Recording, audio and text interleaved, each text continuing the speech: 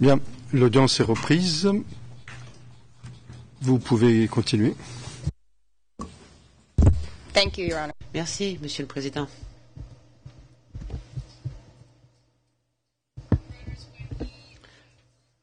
Avant la pause, je me proposais de reprendre l'argument suivant avancé par l'accusé dans son mémoire, où il dit ne pas avoir eu de relation avec Khamenei ni avec les Chechelefti qui se trouvaient sous son commandement et qui dit que Khamenei ce n'était qu'un membre de réserve de la GNA de Vukovar et pas un membre du SRS.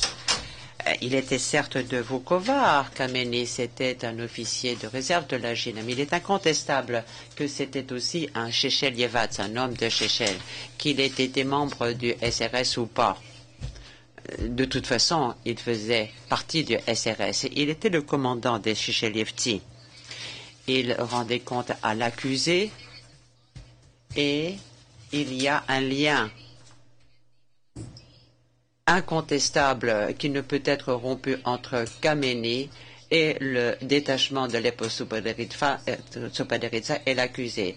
Rappelez-vous les vidéos où nous avons vu l'accusé Khamenei et les pièces P255, page 3, la pièce P185, page 1, le compte rendu d'audience à sa page 3429 jusqu'à la page P3435, la page 1 de la pièce 288, puis nous avons le compte rendu d'audience page 5075 à 5077 et la pièce P217, page 3, et les propres dires de l'accusé lors du procès Milosevic lorsqu'il parlait du fait que Khamenei était membre du SRS.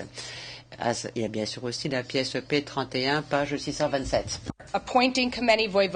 L'ordre de Chechel nommant Khamenei voïvode qui recommande Khamenei parce que c'est quelqu'un, je cite, qui a fait partie du mouvement tchétnique depuis sa formation et il le décrit comme étant le commandant de l'unité des volontaires de l'EVA Suboderitsa du Parti radical serbe et du mouvement tchétnique serbe.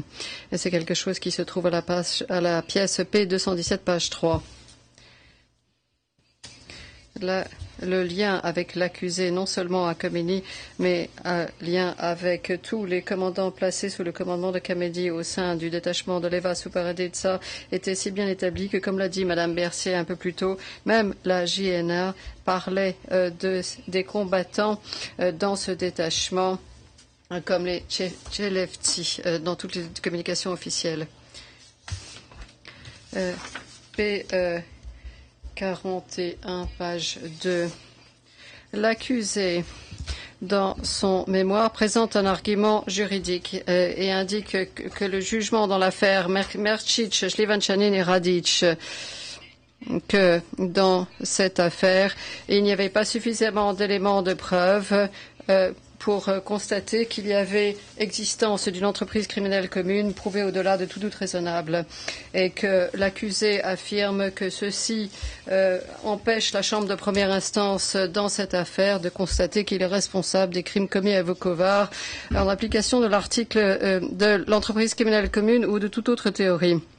Dans l'affaire Mercic, la Chambre de première instance a constaté qu'il n'y avait pas d'entreprise criminelle commune entre ces trois accusés pour ce qui est de l'objectif commun limité allégué dans l'acte d'accusation. L'accusation ou la persécution des Croates et des non-Serbes qui étaient présents à l'hôpital de Vukovar après la chute de Vukovar. Fin de citation. Citation de l'acte d'accusation dans l'affaire Mercic, paragraphe 5 à 7.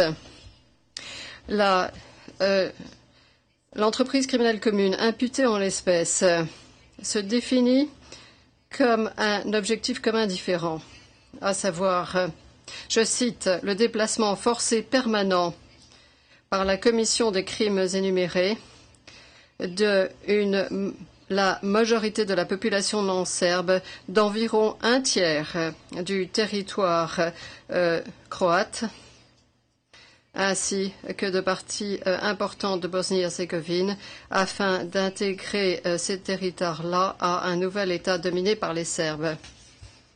acte d'accusation en espèces, paragraphe numéro 6.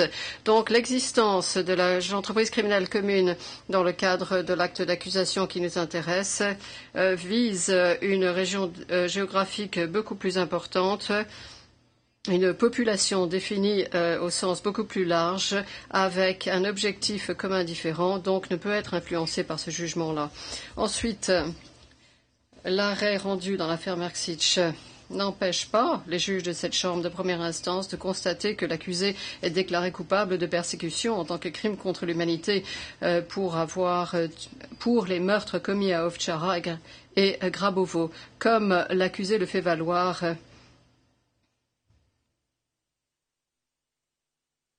Il affirme que les conclusions rendues par la Chambre d'appel dans l'affaire Merksic, que les meurtres n'avaient pas de lien avec une attaque généralisée et systématique sur la population civile et que ceci ne constitue pas ou n'a pas l'effet de la chose jugée. Ensuite, la connaissance subjective des auteurs matériels n'est pas essentielle dans le cas de la détermination de la responsabilité de l'accusé en application de l'entreprise criminelle commune. La Chambre d'appel dans l'affaire Merksic devait déterminer si oui ou non la connaissance subjective des auteurs matériels remplissait les critères requis de lien avec les crimes contre l'humanité, parce que la Chambre d'appel se focalisait sur la question de savoir si l'accusé était coupable d'avoir aidé et encouragé plutôt que d'avoir commis ces crimes. Cependant, lorsque le mode de responsabilité pris en considération est l'entreprise criminelle commune, c'est dans ce cas la connaissance subjective des membres de l'entreprise criminelle commune qui est pertinente, indépendamment du fait que les auteurs physiques disposent ou non de cette connaissance. Les auteurs matériels disposent ou non de cette connaissance. Je vous demande de vous reporter au jugement rendu par la Chambre de première instance dans l'affaire Militonovic, paragraphe 158 à 162. L'accusé, ainsi que ses acolytes et membres de l'entreprise criminelle commune en l'espèce, y compris les commandants de la JNA, Hadjic et Kadijevich, ainsi que Arkan et Goran Hadjic, qui ont tous deux joué un rôle décisif dans la remise des prisonniers de guerre à la Théo et aux volontaires, directement, ainsi que les membres de la JNA, savaient tous qu'une attaque contre la population civile avait lieu et que les actes ont été commis par les auteurs et que les actes commis par ces auteurs matériels faisaient partie de cette attaque. Les éléments étayant leurs connaissances sont exposés dans le détail dans le mémoire en clôture de l'accusation, entre autres au paragraphe 136 à 146, 180, 182, 194, 195. Deuxièmement, cette affaire se distingue de l'affaire Merksic en raison des faits concernés. L'attaque généralisée et systématique contre la population civile a dans ce cas une portée géographique et temporelle plus grande et par conséquent l'objectif est différent de celui pris en compte dans l'affaire Merksic. L'attaque dans l'affaire qui nous intéresse était contre la population non serbe sur, comme je l'ai dit, un tiers du territoire croate et une partie importante de la Bosnie-Herzégovine. Si on compare cela avec une attaque qui était circonscrite à la population civile de Vukovar dans l'autre affaire. Un ensemble de facteurs beaucoup plus étendus sont pertinents lorsqu'il s'agit de déterminer si oui ou non les crimes sous-jacents à Ovtchara et Grabovo ont un quelconque lien avec cette attaque généralisée et systématique contre la population civile, telle que définie dans cette affaire. Et les éléments de preuve ont montré en l'espèce que les membres de l'entreprise criminelle commune avaient pour but de débarrasser une zone géographique importante de tous les non-serbes, qu'il s'agisse de civils ou d'autres personnes. Le statut des victimes d'Ovtchara et de Grabovo doit être pris en compte dans le contexte d'actes commis contre ces non-serbes dans leur ensemble. En conséquence, cette Chambre a entendu des éléments de preuve assez différents de ceux entendus dans l'affaire Merksic pour ce qui est du déplacement et des crimes commis contre la population non-serbe prise pour cible en Croatie et en Bosnie-Herzégovine. Comme je l'ai déjà indiqué, eu égard à Vukovar pendant le siège et tel que l'accusation parle dans son mémoire en clôture au paragraphe 108 à 125 concernant la campagne plus importante en Croatie, d'autres meurtres, sévices et persécutions contre à la fois des soldats non combattants et des civils avaient déjà été commis dans le cadre d'une campagne plus importante de persécution sur l'ensemble de la région et allaient se poursuivre et sur tout le territoire de la Bosnie-Herzégovine. L'élément essentiel à prendre en compte concernant toutes ces victimes, c'est qu'il ne s'agissait de non-serbes, que les auteurs matériels Ovčara et Grabovo ont sélectionné certaines personnes pour un traitement plus dur parce qu'ils pensaient qu'il s'agissait de combattants hors de combat et donc ne rompt pas le lien requis en l'espèce portant sur ces éléments de preuve et cette attaque telle qu'elle est définie. Donc, si les juges de la Chambre abordent ces meurtres sous le prisme de l'entreprise criminelle commune ou d'autres modes de responsabilité comme aider et encourager ou inciter à commettre. Les conclusions de la Chambre dans l'affaire Merksic ne sont pas contraignantes parce que la Chambre a examiné la question, mais il s'agissait de savoir si les actes commis par les auteurs matériels avaient un quelconque lien avec une attaque complètement différente. Et la portée et l'objectif étaient beaucoup plus limités. Toutefois, si la Chambre de première instance devait néanmoins constater que l'accusé ne peut être déclaré coupable de crimes contre l'humanité en vertu de l'article 5, l'accusé est néanmoins responsable de meurtre, torture et traitement cruel à Ovčara et Grabovo en application de l'article 3. L'accusé est aussi accusé de commission directe de persécution par ses discours à propos de Vukovar, l'un prononcé à Vukovar, l'autre à Šid. Permettez-moi d'évoquer rapidement ces affirmations. Tout d'abord, l'accusé est accusé à cause de son discours prononcé à Šid le 7 novembre 1991, dans lequel il disait que la TO serbe et la SAO de SBSO étaient à pied d'œuvre dans la région et que du coup, je le cite, toute cette région allait bientôt être nettoyée de ses oustachis. Et ces mots ont été rapportés dans un article de Politica, qui est devenu une pièce, la pièce P1285. Et c'est bien l'intention qui était la sienne, puisqu'il avait déclaré cela lors d'une conférence de presse. À l'époque, Šid avait une caserne temporaire qui avait été établie pour voir les volontaires en armes. C'était tout près du front de Vukovar. Et l'accusé a fait cette déclaration dans le cadre de la tournée qu'il faisait pour la presse à Vukovar pour encourager les troupes qui se trouvaient là, sur place, à ce moment-là, lorsque les forces serbes se préparaient à l'assaut final et qu'on était vraiment au paroxysme de la tension. En ce qui concerne cette déclaration tristement célèbre qu'il a faite, à savoir qu'il ne fallait pas qu'un seul oustachi sorte vivant de Vukovar. Maintenant, il dénigre vigoureusement, avec véhémence, avoir fait cette déclaration et s'appuie sur la discussion qu'a fait la Chambre Merksic du témoignage de VS27. Mais l'accusé, ce faisant, déforme l'opinion exprimée par la Chambre à propos de ce témoignage. Au paragraphe 364, la Chambre Merksic manifeste certaines inquiétudes quant à certaines facettes du témoignage du témoin VS27, mais il remarque que elle accepte d'autres parties de ce témoignage lorsque ces parties sont corroborées par des éléments indépendants dignes de foi. Dans cette affaire-là, le témoin VS27 disait que l'accusé avait dit, alors qu'il était à Vukovar, avant la chute de Vukovar, que, je cite, il ne fallait pas qu'un seul oustachi sorte vivant de Vukovar, et ceci a été corroboré par des éléments de preuve crédibles, indépendants, qui n'avaient pas été entendus dans cette affaire. Rankic, c'était un proche associé de l'accusé, et il a déclaré dans la pièce P 1074 au paragraphe 69 qu'il avait été avec l'accusé pendant toute la durée du déplacement à Vukovar et qu'il se souvient que Šešelj avait dit, je cite, « Il ne faut pas qu'un seul oustachi sorte vivant de Vukovar ». Fin de citation. Il se souvient qu'il l'avait dit devant au moins 50 personnes, dont des volontaires, des membres de la Théo, des officiers de la brigade de la garde, avec notamment Slivanchanin et Radic. Et des hommes ont tiré en l'air pour soutenir ce qu'il venait de déclarer.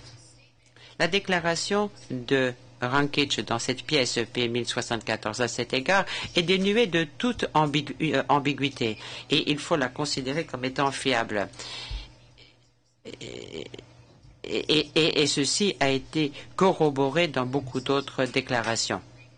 Pour discuter davantage de la crédibilité de Rankic, je vous demande de vous rapporter aux mémoires en clôture, au paragraphe 3 à 7, ainsi que dans l'annexe contenant les arguments.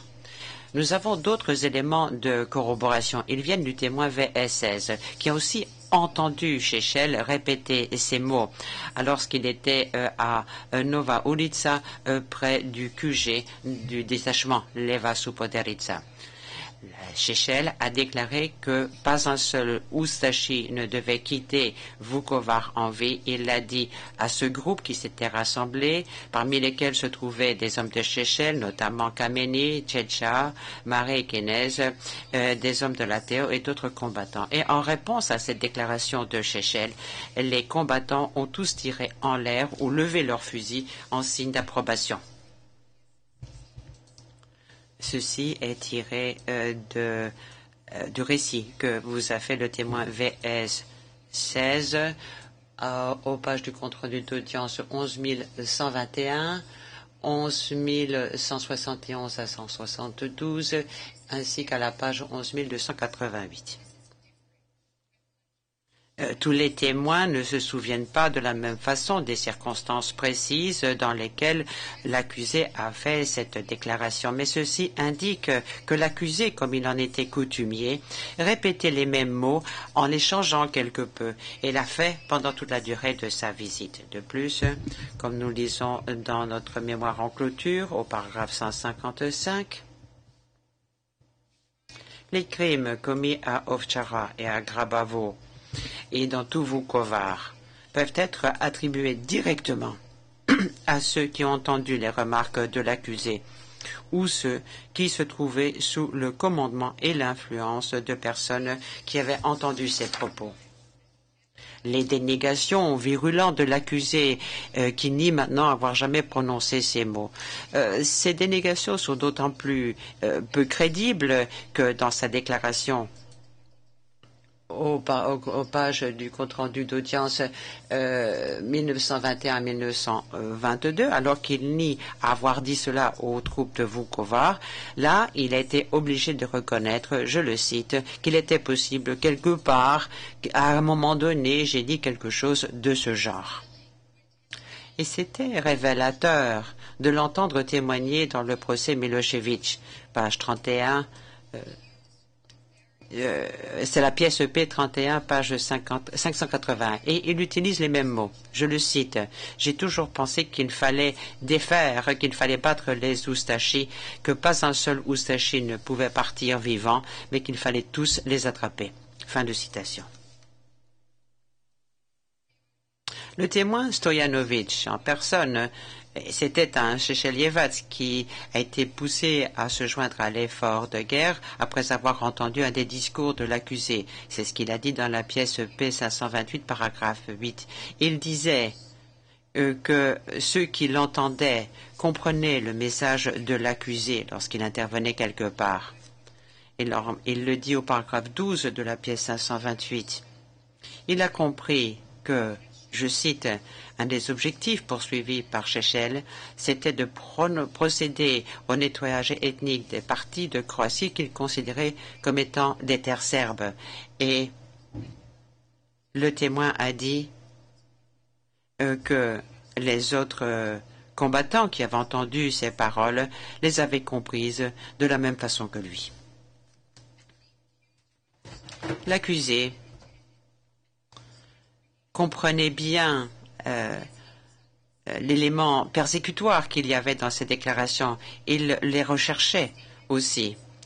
Il le dit à la page 9 de la pièce 50. Il appelait de ses vœux l'expulsion des non-serbes et il savait que ceci aurait pu avoir l'effet que cela a eu sur les gens qui l'entendaient. Ils allaient haïr les non-serbes. Et ce ne sont pas les seules déclarations qu'il a faites. Il en a fait d'autres à Vukovar qui ont suscité des réactions tout aussi vives. Paragraphe 46 de la pièce 1058. Le témoin VS 34 regardez Chechel s'adresser aux soldats de Vukovar, l'entendait dire, je cite, qu'il fallait les chasser, ces oustachis. Et il se souvient de la façon dont ont répondu les volontaires, dont ils ont réagi. Ils ont entonné ce chant, je cite, Croates, nous allons vous égorger. Vous égorger un peu, mais nous allons plus souvent vous donner aux chiens. Fin de citation. C'est ainsi que se termine mon intervention, eu égard aux crimes retenus dans l'acte d'accusation pour ce qui est de la municipalité de Vukovar. Et c'est maintenant M. Musmayer qui va vous parler des municipalités de Vochin, Bielina, Bosanski, Shamat et Berchko pour vous montrer le mode opératoire appliqué.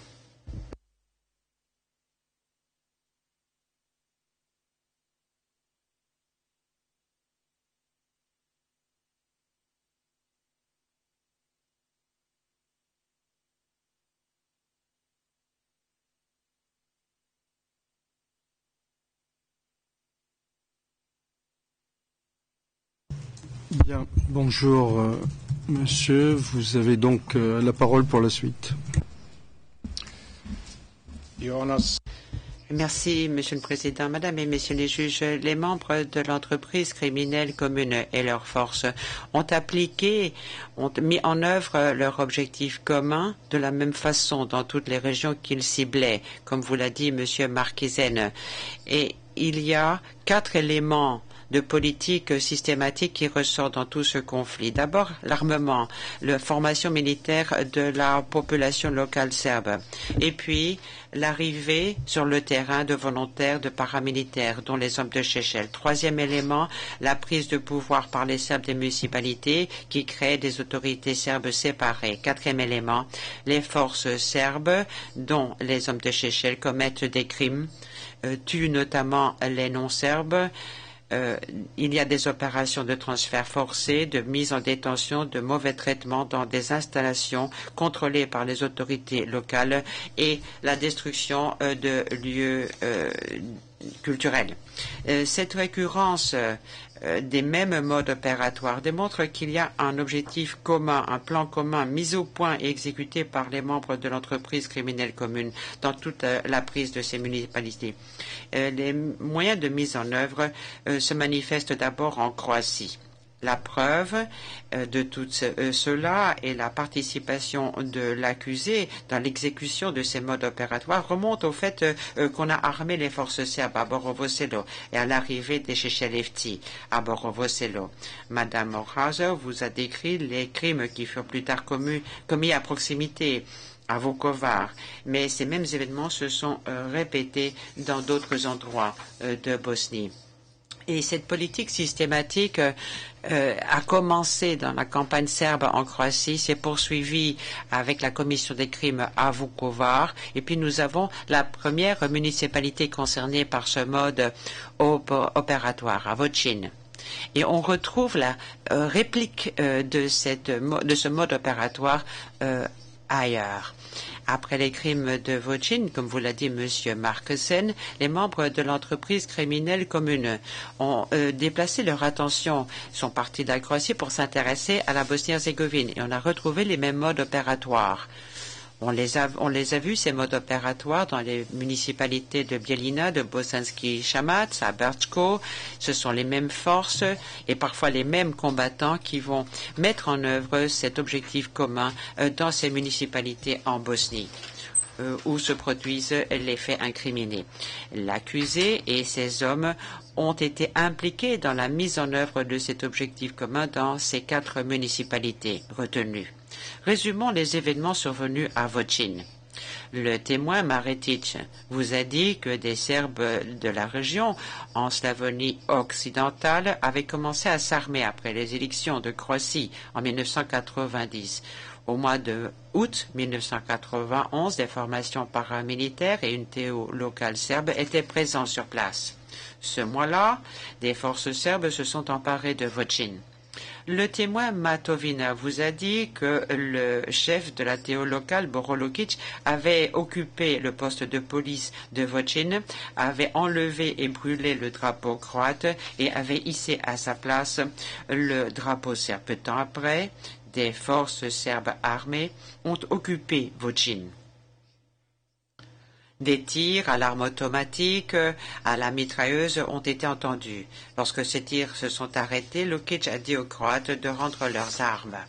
Peu de temps après, les Serbes ont fouillé les maisons à la recherche d'armes. Peu de temps après, les Serbes ont établi des autorités serbes séparées, à savoir la SAO de Slavonie occidentale. Le 27 septembre 1991, le commandant de l'état-major municipal de la TO de Podravska Slatina a donné l'ordre que les services régionaux du poste de police Voćin soient créés. Ces nouveaux services avaient pour personnel des officiers serbes qui avaient servi dans la police croate auparavant. La plupart des policiers serbes n'avaient pas rendu leurs armes lorsqu'ils avaient quitté la police croate. En octobre 1991, des paramilitaires, y compris les hommes de Šešelj et des Aigles Blancs, sont arrivés à Voćin dans des autocars civils. Le commandant des hommes de Šešelj s'appelait Radovan Novačić. D'autres hommes de Šešelj, après avoir participé à la conquête et à la destruction de Vukovar, ont été redéployés en Slavonie occidentale. La JNA a armé ces hommes de Šešelj et les a payés. Les volontaires avaient très mauvaise réputation parmi la population locale. Ils se déplaçaient en ville avec des armes, entraient dans des cours, demandaient à boire de l'alcool et ils ont semé la peur chez les habitants de Voćin. L'accusé a rendu visite à ces volontaires à Voćin fin novembre 1991. À Sekonici Lager, il a fait un discours à ces volontaires et pourtant après sa visite, justement, la tension a monté et il y a eu une recrudescence de la violence parmi les hommes de Šešelj qui ont commencé à tuer des Croates civils. Des crimes se sont produits pendant cette campagne serbe en Slavonie occidentale. 22 civils ont été tués au cours d'attaques menées par les forces serbes à Cetekovac, Koljuk et Balinci. Des volontaires ont enlevé des non-serbes, les ont emmenés au camp de Sekulici où ils ont été maltraités et même tués. Début décembre, des volontaires ont brûlé des maisons appartenant des Croates. Vers le 4 décembre, 4 jeunes hommes croates qui ont dû faire des travaux forcés pour les comptes des forces serbes ont été tués par les hommes de Šešelj. Le 8 décembre 1991, des Croates de souche, à cette date, avaient tous disparu, étaient partis des municipalités proches de Grubisno-Polje et de Daruva en raison du conflit. Au cours de la nuit du 12 au 13 décembre 1991, 45 non-serbes âgés ont été assassinés. Nous avons vu la pièce P435 qui montre le corps mutilé, calciné parfois de victimes. Le témoin Matovina était un policier qui avait la responsabilité de l'enquête criminelle menée après la découverte de ces corps et il a conclu que parmi les auteurs se trouvaient des hommes de Šešelj. Ceci a été corroboré par le témoin Kulic. Les forces serbes ont fait exploser l'église catholique de Voćin. Nous avons vu la pièce P437, une séquence vidéo qui montre les ruines de cette église. On a brûlé et pillé des maisons à Voćin. Le lendemain de l'explosion, le témoin Matovina est arrivé à Voćin et il a déclaré, je le cite, « Ça ressemblait à Hiroshima ». Après les crimes commis à Vochin, beaucoup d'habitants croates sont enfuis du village. On a une liste de réfugiés qui se trouve à la pièce P434. Dans son mémoire en clôture, l'accusé nie la présence d'un mode opératoire, ni même l'existence d'une entreprise criminelle commune à Vochin. Mais il n'a pas contesté que ces faits se soient passés, ces faits que je viens de résumer.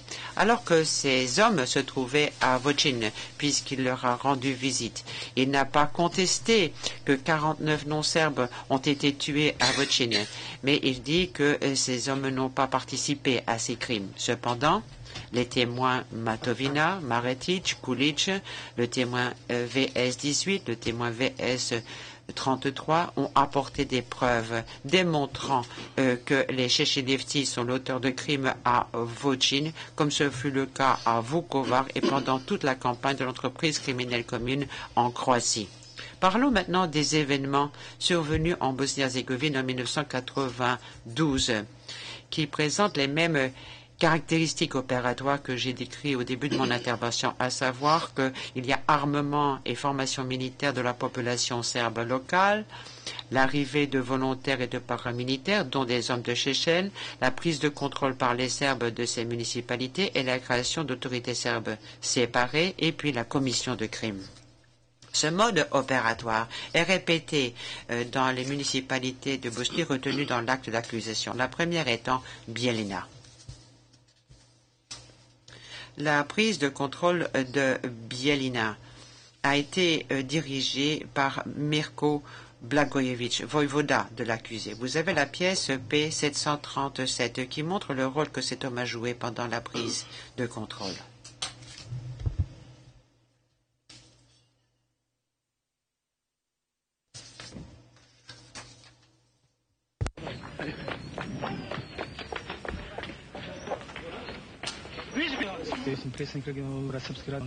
Je suis le président du conseil régional du SRS. Nous contrôlons de fait tous les abords de la ville et toutes les sorties de la ville et nous contrôlons à peu près 75% de la ville. Fin de citation.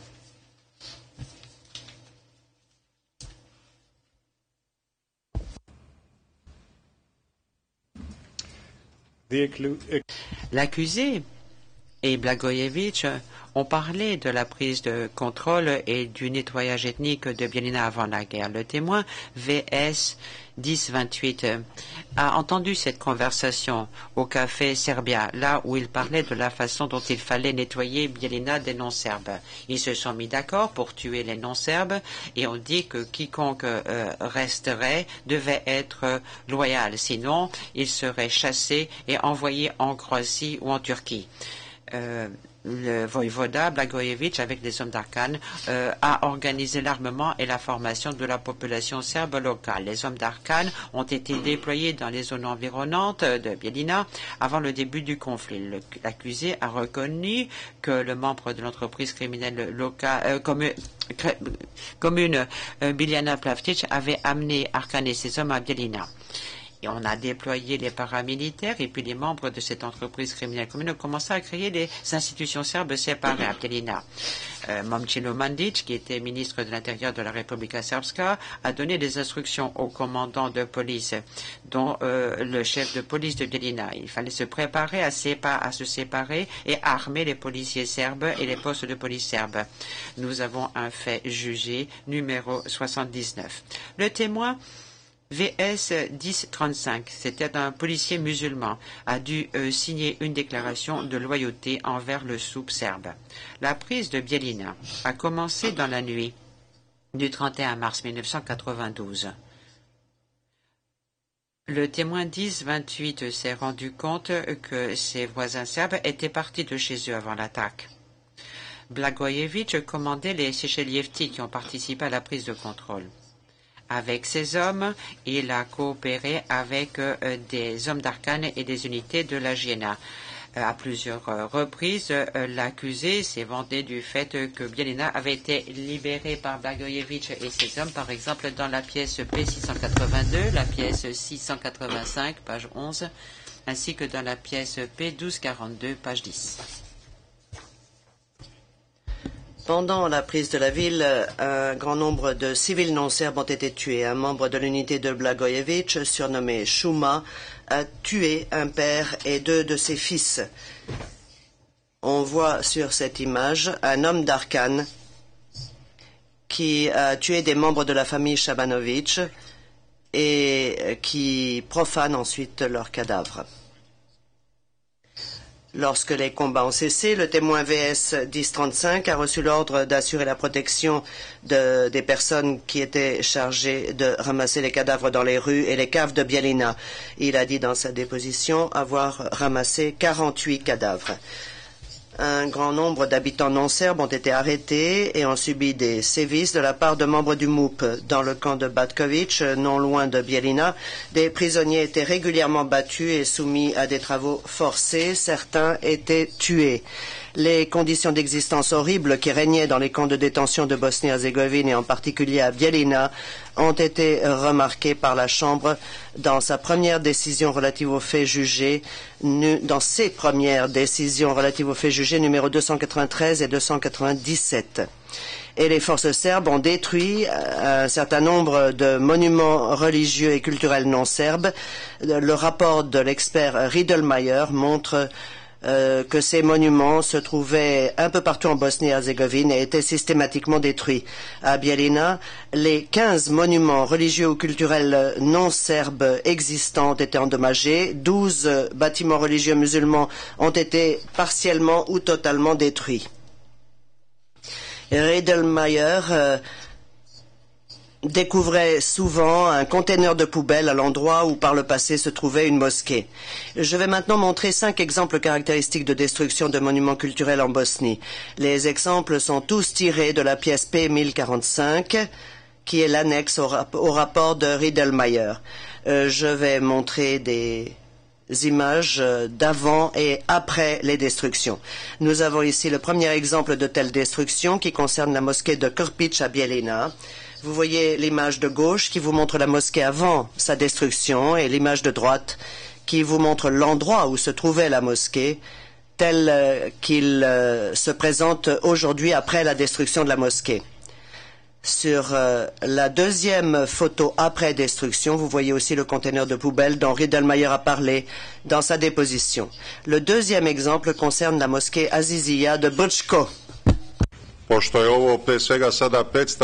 donné que ceci c'est du spectacle pour le public, moi je demanderai à M. Mizemarier de faire en sorte que pour chaque mosquée, on donne les renseignements relatifs à la date de destruction d'une mosquée. C'est très important que de le savoir. Il y a des données à cet effet. Il n'est absolument pas normal qu'on interrompe dans un réquisitoire ou dans votre plaidoirie, quand vous allez plaider. Si le procureur vous interrompt, je dirai les mêmes choses.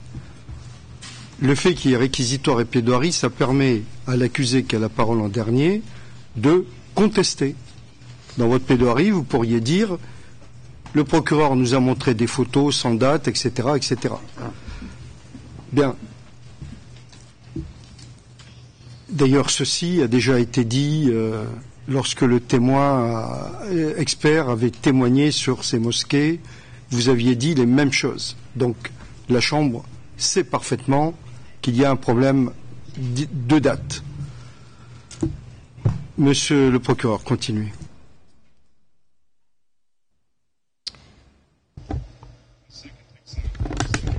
Le deuxième exemple concerne la mosquée de Krpić qui a été détruite à Bielina. L'image de gauche montre la mosquée avant sa destruction et l'image de droite l'endroit où se trouvait la mosquée auparavant tel qu'il apparaît après la destruction. Dans la deuxième photo après destruction, vous voyez aussi le conteneur de poubelle dont Riedelmeier a parlé pendant sa déposition, avec l'endroit qui est désormais vide de mosquée. Les deux exemples suivants montrent les images avant et après la destruction d'églises catholiques. Dans la première image, vous voyez l'église catholique détruite du Sacré-Cœur. de Jésus à Bosanski Shamac. Ce qui est intéressant sur cette image après destruction, c'est que l'on voit en face l'église orthodoxe qui n'a pas été endommagée et qui se trouve donc en face du lieu vide où se trouvait auparavant l'église catholique.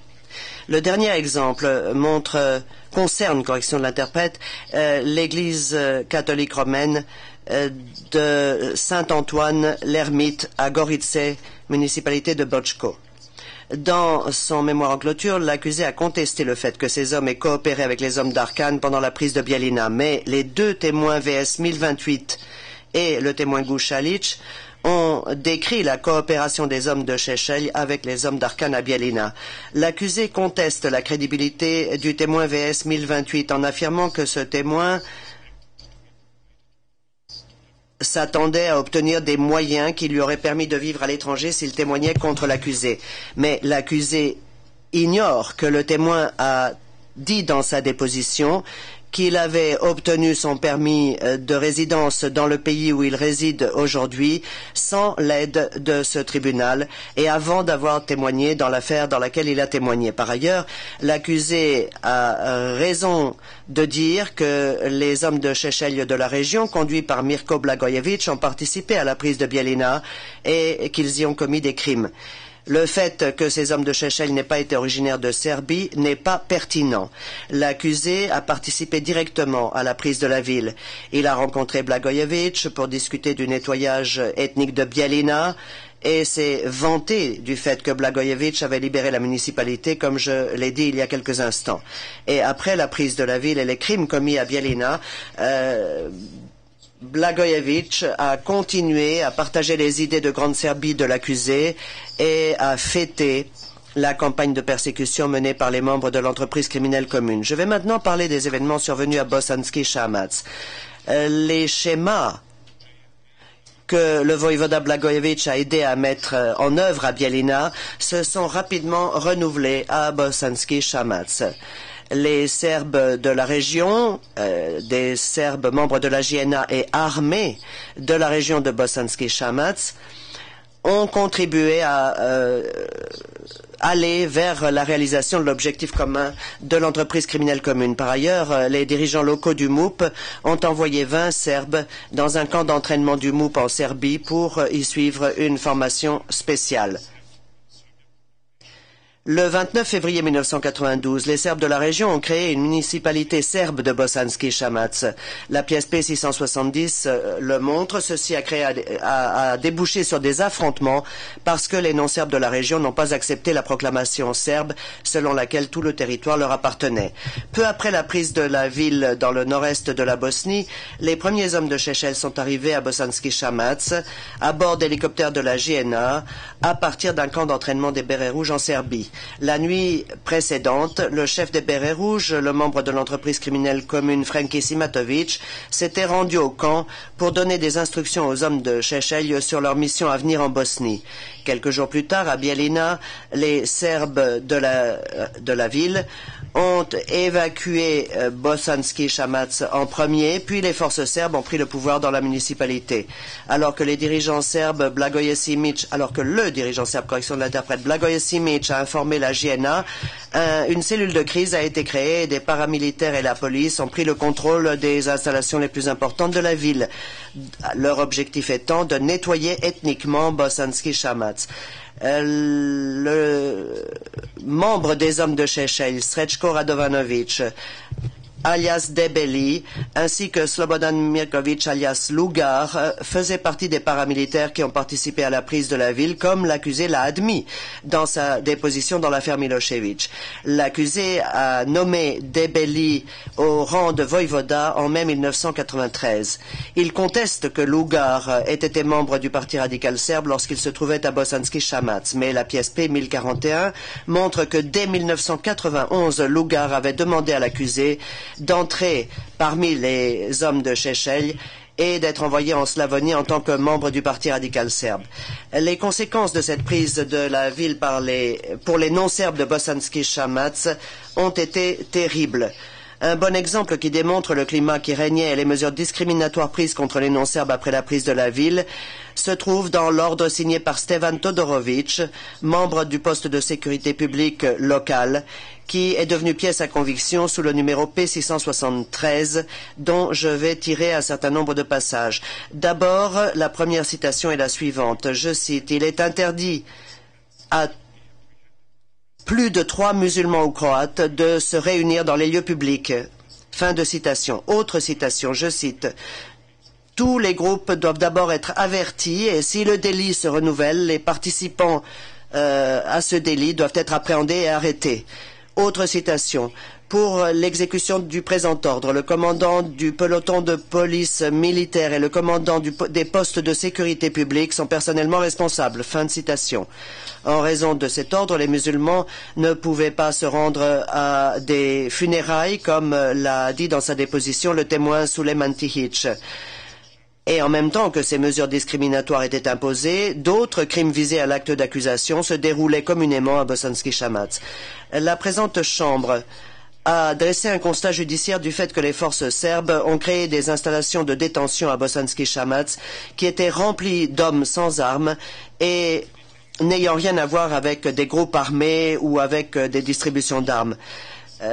Plus de 1500 non-serbes ont été détenus dans ces lieux, y compris dans l'immeuble de la défense territoriale et les écoles secondaires de Bosanski Shamac, ainsi que dans le foyer de la jeunesse de Crkvina.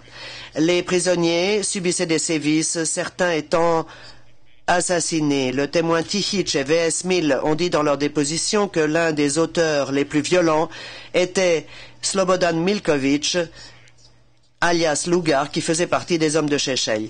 Lugar a participé au massacre de Crkvina, à l'issue duquel 16 prisonniers non-serbes ont été tués, ainsi qu'un certain Dikan.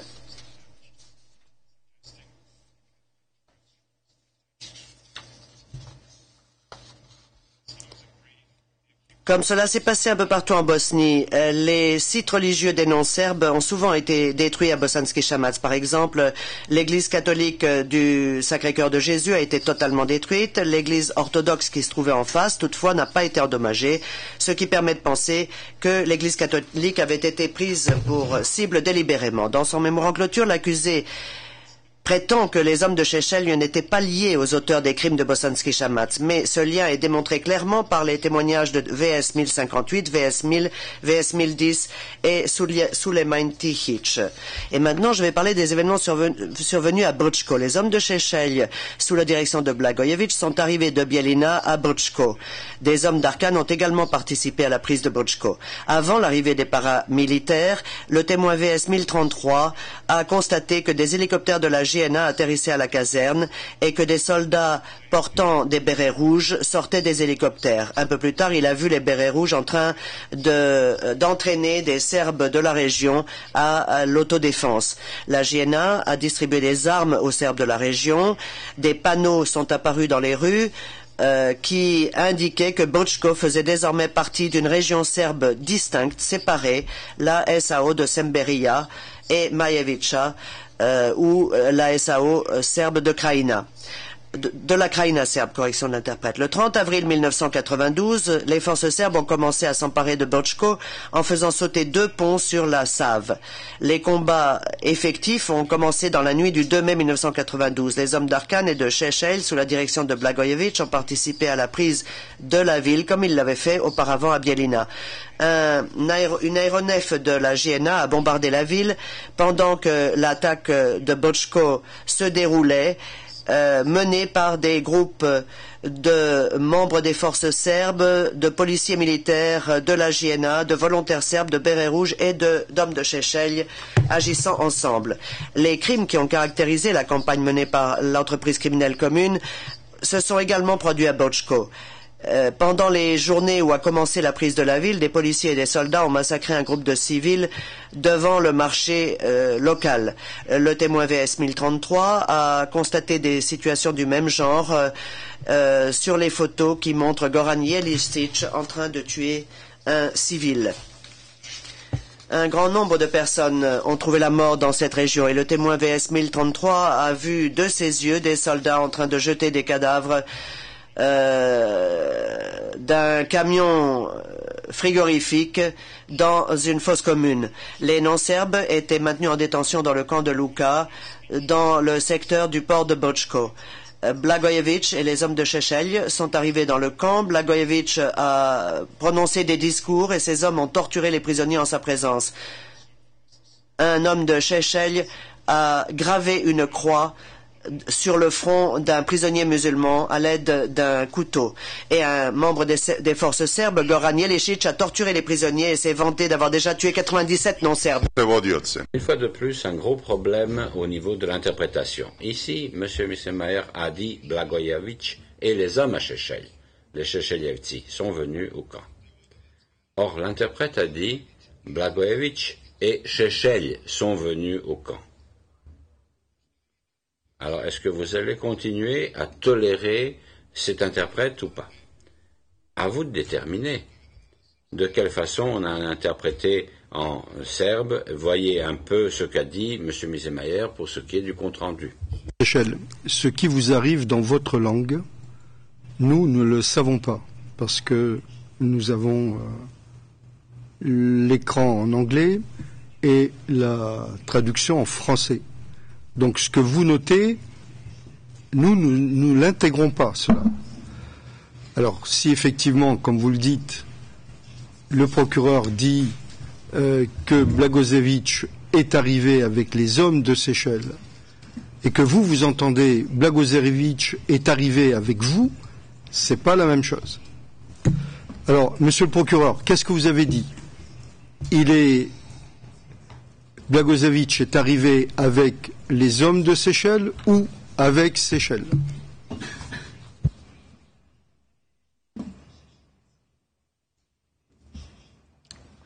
I did say with Šešeljevci.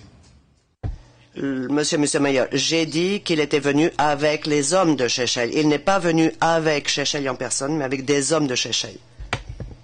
Aux interprètes de bien faire la distinction entre les hommes de Šešelj et monsieur Šešelj lui-même. Bien, continuez, monsieur le procureur.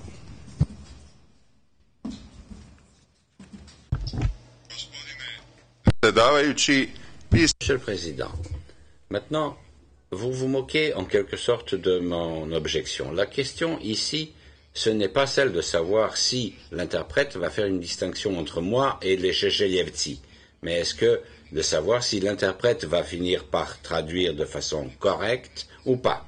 Alors vous saisissez cette opportunité pour me tourner en ridicule, mais vous tournez en ridicule le tribunal de la Haye. Ce n'est pas moi que vous tournez en ridicule. Personne vous tourne en ridicule. Vous faites une objection valable. La Chambre en prend note. Et j'invite les interprètes à faire attention. Bien. Monsieur le procureur, continue. Monsieur Mittermeier, je vais maintenant parler de la destruction des monuments culturels de Bočko. L'expert Riedelmeier a recensé 21 bâtiments du culte endommagés, dont 12 sont musulmans et 9 catholiques à Bočko. Cette mosquée ont été détruites pratiquement complètement, d'autres partiellement. 3 ont été endommagées gravement et une a été légèrement endommagée. Quant aux églises catholiques, 7 ont été endommagées lourdement et 2 légèrement. Dans son mémoire, l'accusé affirme que les crimes de Bočko ne sont pas liés à sa personne, pas plus qu'aux hommes de Šešelj venus de Serbie. Ces éléments de preuve montrent la participation de Blagojević et des hommes de Šešelj dans la prise de la ville et les tortures qu'ont subies les prisonniers du camp de Luka du fait des actions des membres de l'unité de Blagojević. La mise en œuvre de l'objectif commun à Bijeljina et à Bosanski Šamac ont été suivis par le même type de mise en œuvre à Bočko. Certains prisonniers des camps de Šamac ont subi le même schéma d'exaction de la part des membres de l'entreprise criminelle commune dans les 3 municipalités. ayant été arrêté et placé en détention à Chamac, puis transféré à Brčko et ensuite transféré une nouvelle fois à Bijeljina au moment où les affrontements ont atteint Brčko. Pour résumer, les municipalités de toute la Bosnie et de la Croatie ont été soumises à la discrimination, aux distributions d'armes illégales, à l'arrivée des unités des hommes de Šešelj et d'autres paramilitaires, aux prises de pouvoir par les Serbes et aux crimes. Ces schémas de mise en œuvre de l'entreprise criminelle commune qui ont commencé en Croatie se sont poursuivis dans les municipalités type de Bosnie. Ma consoeur, Madame Yodiš, va maintenant discuter des deux premières municipalités type et expliquer comment l'objectif commun a été mis en œuvre par les membres de l'entreprise criminelle commune à Zvornik et dans la région de Sarajevo. Bonjour madame, vous avez donc la parole pour la suite.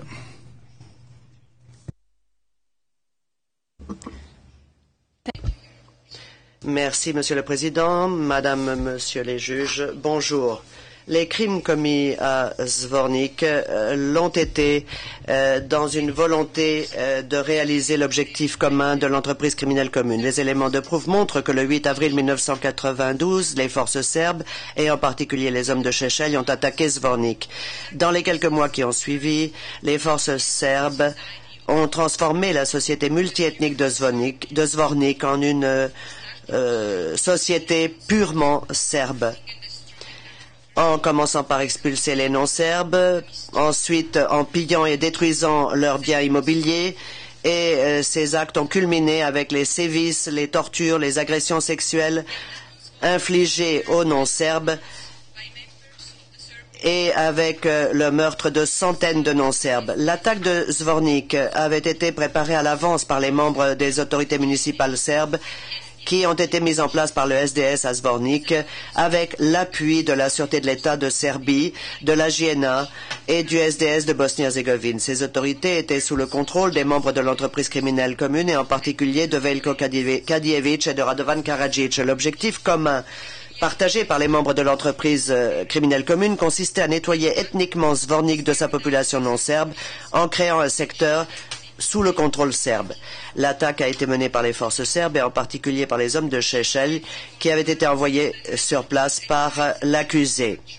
Les hommes de Šešelj faisaient partie de la hiérarchie de cette structure mixte unissant le Parti radical serbe et le mouvement Četnik serbe contrôlé par l'accusé, structure qui fonctionnait en coopération avec ou sous le commandement des autres forces serbes et autorités municipales qui étaient sous le commandement et le contrôle d'autres membres de l'entreprise criminelle commune et en particulier de Radovan Karadžić. Dans son mémoire, l'accusé affirme que les crimes commis à Zvornik ne faisaient pas partie de l'objectif commun et qu'aucune entreprise criminelle commune n'existait.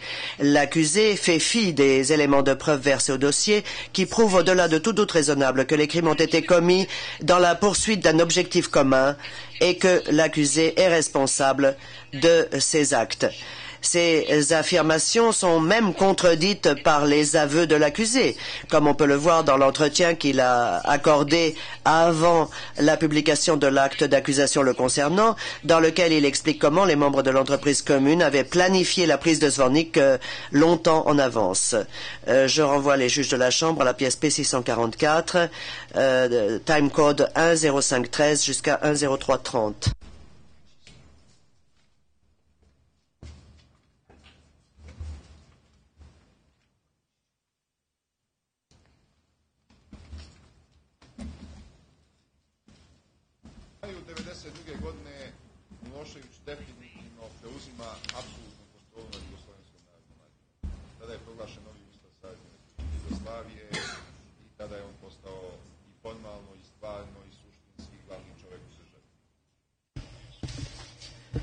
En mai 1992, Milošević a pris totalement le contrôle de l'armée populaire yougoslave. C'est à ce moment-là qu'une nouvelle constitution a été adoptée en République fédérale de Yougoslavie et qu'il est devenu effectivement le numéro 1 de l'État, l'homme qui décidait de tout. Cette opération de Zvornik aussi a été planifiée à Belgrade et les forces serbes de Bosnie y ont participé. car elle disposait d'effectifs plus nombreux. Mais les unités spéciales et les unités les plus militantes venaient de ce côté-ci. C'était les unités de police, celles qu'on appelait les bérets verts, c'était les unités spéciales des services de sûreté de l'État de Serbie, c'était les volontaires du Parti radical serbe, les volontaires d'Arkan et d'autres petits groupes de volontaires qui étaient également sous le contrôle de la police. L'armée n'a pas participé à cette opération. Dans sa plus grande part, elle a fourni un appui d'artillerie là où la chose était nécessaire. L'opération avait été planifiée longtemps à l'avance. Les préparatifs avaient été longs pour cette opération qui n'était pas soumise à des appels d'urgence du genre « dépêchez-vous, nous avons besoin de ceci ou de cela en urgence ». Tout avait été bien organisé et a été bien mis en œuvre jusqu'à la fin des affrontements. Plus tard, lorsque les pillages ont commencé, plus personne ne contrôlait plus rien. Question. Mais c'était l'idée de qui et dans quelles conditions est-ce que cela a été préparé? Vojislav Šešelj.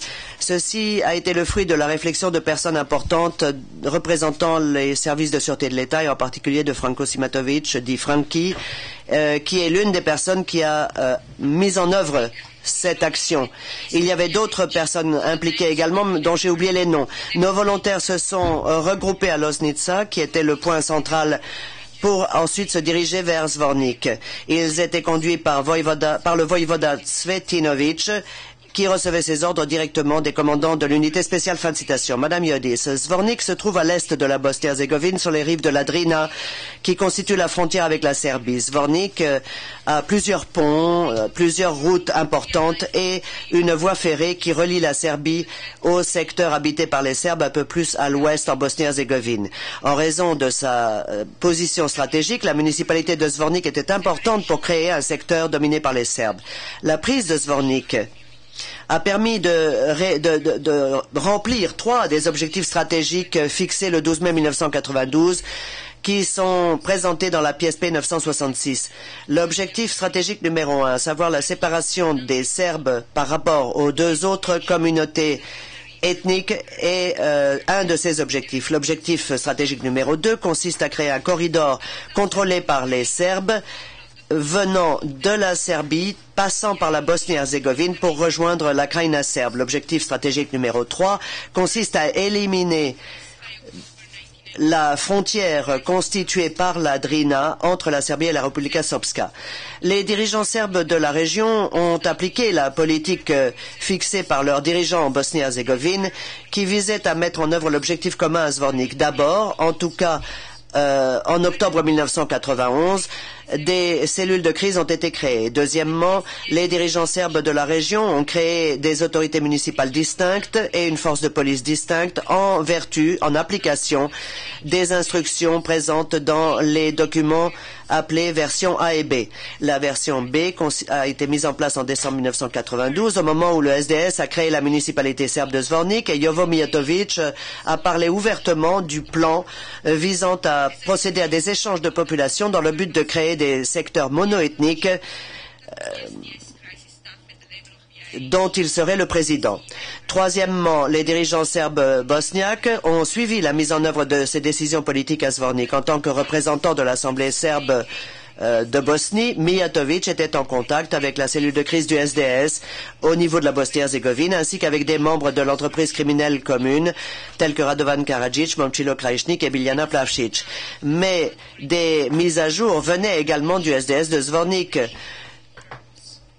car les dirigeants du SDS étaient informés des progrès de cette action consistant à mettre en œuvre les instructions au niveau de la municipalité.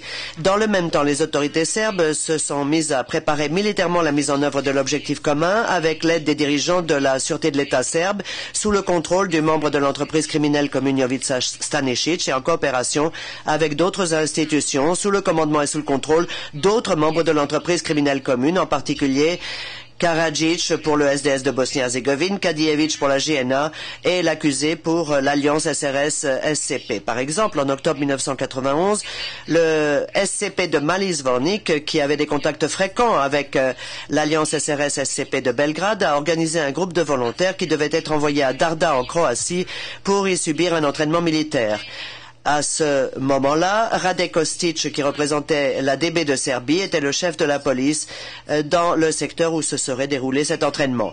Après l'adoption de la version A et B, des instructions de la DB venant de Serbie, la JNA, la Défense territoriale et le SDS ont intensifié la distribution d'armes aux Serbes de la région de Zvornik. Par exemple, entre décembre 91 et mars 91, la DB de Serbie a fourni des armes à Zvornik en provenance de Croatie grâce à Rade Kostic et Marko Pavlovic et avec l'aide du membre de l'entreprise criminelle commune Radmilo Bogdanovic. Bogdanovic, aidé par Kostic, a également distribué des armes venant de Belgrade après sa rencontre avec les dirigeants du SDS de Zvornik. La participation de la DB serbe aux distributions d'armes est évoquée dans les pièces P28, P27, P1039 se corrige l'interprète, P1144, P1029, P1028, P1027, P1077, P1085 et comme on peut le constater, il faut également tenir compte de la déposition du témoin 37, VS 37. Comme nous le voyons, Pavlovic s'adressait à Kostic comme s'il était son chef et Kostic était subordonné à Milan Tepavčević, qui était l'adjoint de Jovica Stanisic. Tepavčević était responsable des opérations militaires menées à Zvornik et rencontrait régulièrement le commandant de la police locale, qui lui-même coopérait avec Bogdanovic et Kostic pour se fournir des armes. Le MUP de Zvornik a également commencé à distribuer des armes aux Serbes de la région, en distribuant aussi des permis de port d'armes de façon tout à fait incontrôlée, alors que d'autres Serbes recevaient des armes par le truchement de la police et des réservistes de la JNA. Les musulmans de Zvornik étant chassés des forces de réserve de la JNA, la distribution d'armes aux réservistes de la JNA ne concernait que les Serbes. Dès lors que les structures politiques et militaires parallèles ont été mises en place, les dirigeants serbes de la région de Zvornik ont mis un point final aux préparatifs de la prise de la ville en organisant le déploiement des hommes de Šešelj à Zvornik et le déplacement d'Arkan et de ses hommes de Bijeljina à Zvornik. La municipalité serbe de Zvornik a demandé des volontaires à l'alliance SRS-SCP quelques jours avant la prise de la ville. Peu après, le témoin Rankic et un autre membre de l'état-major de guerre du SRS, avec Vojin Vučković alias Žuča et son frère Dušan alias Repić, ont rencontré des représentants de la municipalité serbe de Mali Zvornik pour discuter du déploiement des hommes de Šešelj. Ils se sont mis d'accord sur le fait que les hommes de Šešelj seraient équipés, armés et incorporés à la défense territoriale, mais demeureraient réunis dans une seule et même unité et seraient logés à l'usine de chaussures de Karakai, dont le nom est l'usine Standard. L'accusé a approuvé le déploiement des hommes de Šešelj à Zvornik et a admis dans la pièce P1233 qu'il avait exercé un contrôle important sur ces hommes de Šešelj déployés à cet endroit. 2 jours plus tard, un groupe d'hommes de Šešelj, sous le commandement de Vojin Vučković, alias Žuča, sont arrivés à Karakai. Ceci est confirmé par des victimes qui ont été détenues dans l'usine de chaussures Standard et on le voit également mentionné dans la pièce P305 dont je demande maintenant la diffusion.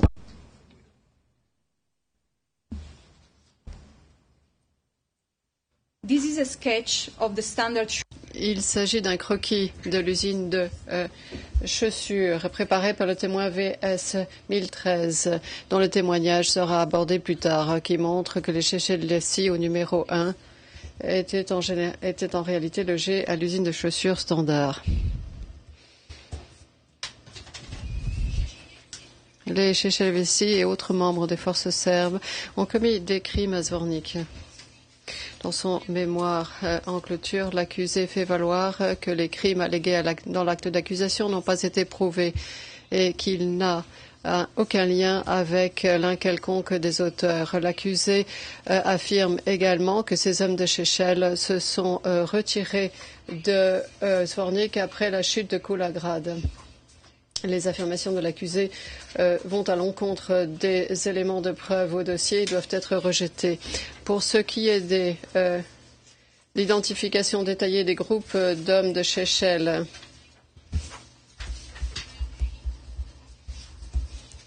qui ont participé à la prise de contrôle de Vernick et leur lien avec l'accusé, veuillez vous reporter au paragraphe 291 à 298 des mémoires en clôture de l'accusation. Je vais maintenant montrer les éléments de preuve qui prouvent que les hommes de Seychelles ont un lien avec l'accusé qui ont commis les crimes à Zvornik. Les éléments de preuve montrent de là tout raisonnable que l'accusé que les hommes de Seychelles ont participé à l'attaque de Zvornik. Avec les hommes d'Arkan, les hommes de Seychelles ont déplacé par la force et assassiné les non-serbes. Les forces de la JNA placées sous leur attaque, placées sous le commandement de Tadic, ont fourni l'appui d'artillerie pendant l'attaque. À l'attaque du 5 avril 1992, Radio Zvornik a annoncé aux habitants de la ville de Zvornik qu'ils devaient se mettre à l'abri pour assurer leur propre sécurité.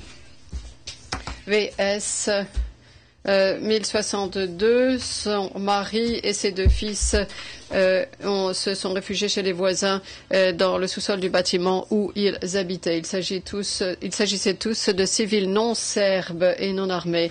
Vers la date du 9 avril 1992, un groupe des hommes d'Arkan a fait irruption dans l'abri et a contraint tous les hommes à sortir. Un groupe des hommes de Seychelles sont entrés dans l'abri et ont emmené les femmes et les enfants alors que les hommes ont été alignés le long du mur. Le témoin VS 1062 a entendu des coups de feu depuis l'endroit où étaient les hommes. VS 1062, le mari de VS 1062 et leur fils ainsi que les autres personnes ont été exécutés par les hommes d'Arkan. 62. VS 1062. VS 1062 ainsi que les autres femmes et enfants ont été placés à bord d'un autocar et expulsés en direction de la Serbie. La déposition de VS 1062 est tout à fait claire.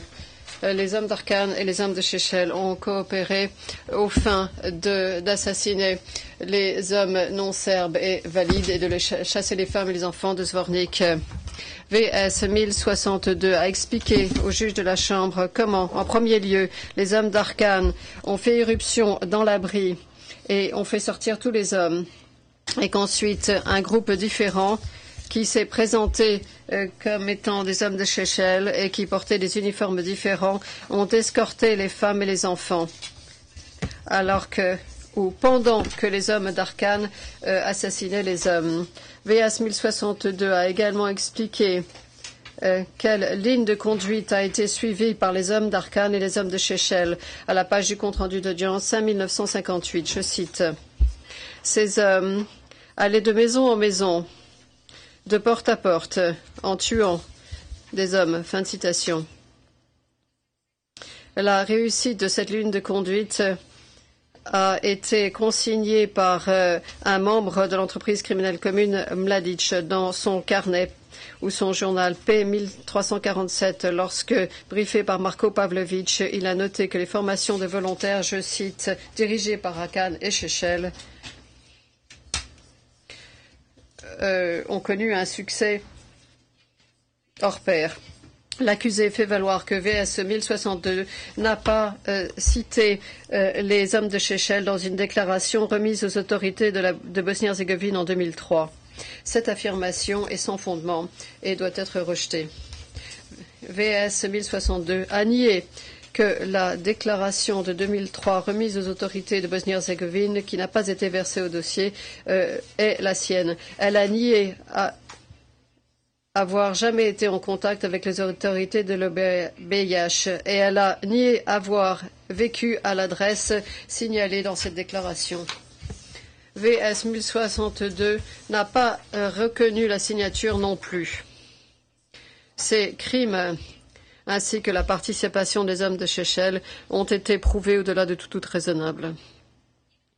Même si l'accusé conteste la participation des hommes de Seychelles au meurtre, il reconnaît par exemple à la page du compte-rendu d'audience 1933 que les hommes de Seychelles ont participé à l'attaque avec les autres forces serbes. L'accusé a admis que le comité municipal du SRS à Loznica avait organisé un groupe d'hommes de Šešelj pour s'occuper de la prise de contrôle de Zvornik. Et un des hommes de Šešelj qui montait la garde devant l'endroit où se trouvait VS 1062 et l'endroit où se trouvaient d'autres non-serbes avant d'être déplacés par la force et a indiqué qu'il était originaire de Loznica. Les éléments de preuve fournis par VS 1062, VS 1013, VS 38, Boskovic, Jovic et VS 1087 prouvent, au-delà de tout doute raisonnable, que suite à l'attaque par les forces serbes qui comprenaient les hommes de Šešelj, les non-serbes ont fui car ils avaient peur ou ils ont été rassemblés, expulsés en Serbie et un bon nombre d'entre eux ont été tués. Madame, Messieurs les juges, pensez-vous que ce serait un moment opportun pour faire la pause? On prend encore 10 minutes. Est-ce que vous pouvez continuer 7 minutes encore? Of course. Bien sûr. After the fall of Kulagrad on the... Après la chute de Kulagrad, le 26 avril 1992, les non-serbes qui étaient restés cachés à Zvornik ont été arrêtés. Au moment où ils tentaient de fuir en direction du territoire musulman, ils ont été emmenés dans les centres de détention, comme dans le cas des témoins VS 1013, VS 1015 et Fadil Kopic. Toutes ces personnes ont été arrêtées chez elles, comme dans le cas de VS 1063. Ces témoins ont été emmenés dans les lieux de détention à l'usine de chaussures Standard et à la ferme Economia et ensuite ont été transférés à l'usine Siglana. Lors de leur détention dans ces centres, ils ont fait l'objet d'exactions, ils ont été torturés et tués de façon brutale par des membres des forces serbes tels que le précisent les paragraphes 316 à 330 du mémoire en clôture de l'accusation. Parmi les auteurs, les victimes ont identifié les hommes de Šešelj de Kraljevo. Notamment le voïvoda Čele, Miroslav Vukovic, le commandant Toro, Pufta et Sava. Les hommes de Šešelj de Loznica, les guêpes jaunes, et notamment Vojin Vukčović alias Juko, ainsi que son frère Dušan Vušković alias Repić, et les hommes de Pivarski, et notamment Stoyan Pivarski et Zox. Ces groupes ont un lien avec l'accusé et agissaient en coopération avec ou sous le commandement d'autres forces serbes et des autorités municipales qui étaient placées sous le commandement et le contrôle d'autres membres de l'entreprise criminelle commune, notamment Radovan Karadzic et Ratko Mladic. Après la prise de contrôle, les unités de volontaires ont été intégrées à la police serbe et à la TO. Plus tard à la VRS. Le groupe de Loznica a été intégré à la police. Les guêpes jaunes de Zucho, les hommes de Pivarski et les autres hommes ont été intégrés à la TO et à la VRS. Les volontaires ont été hébergés et rémunérés par la TO serbe et par les autorités municipales serbes. L'identification par les victimes des hommes qui les ont abusés a été établi au-delà de tout doute raisonnable. Les victimes ont passé un long moment en détention. Les victimes ont ont eu connaissance de détails personnels concernant leurs attaquants. Ils les ont vus jour après jour et ils ont appris à quelle unité ces hommes appartenaient directement de leur propre bouche, comme l'a expliqué le témoin VS 1015 à la page du compte-rendu d'audience 5406. Les témoins VS 1013, VS 1015, Kopic et VS 1063 ont tous souffert et ont été le témoin d'exactions graves de la part des hommes de Šešelj à Kraljevo et Loznica, et ce pendant de longs moments. À la ferme Economia, par exemple, VS 1063 a vu un groupe d'hommes de Šešelj faire sortir un détenu. Ils ont tiré sur le détenu, ils ont tiré dans la jambe du détenu. Et ils ont inscrit une croix dans sa chair et ils lui ont cassé le bras avant de l'emmener dans une pièce où ils l'ont abattu. Et à Siglana, Kopic et VS 1015 ont témoigné. On dit que Poufta avait coupé l'oreille de Sirac et l'avait poignardé. Poufta et Chacha ont ensuite fait sortir Chirac et l'ont abattu.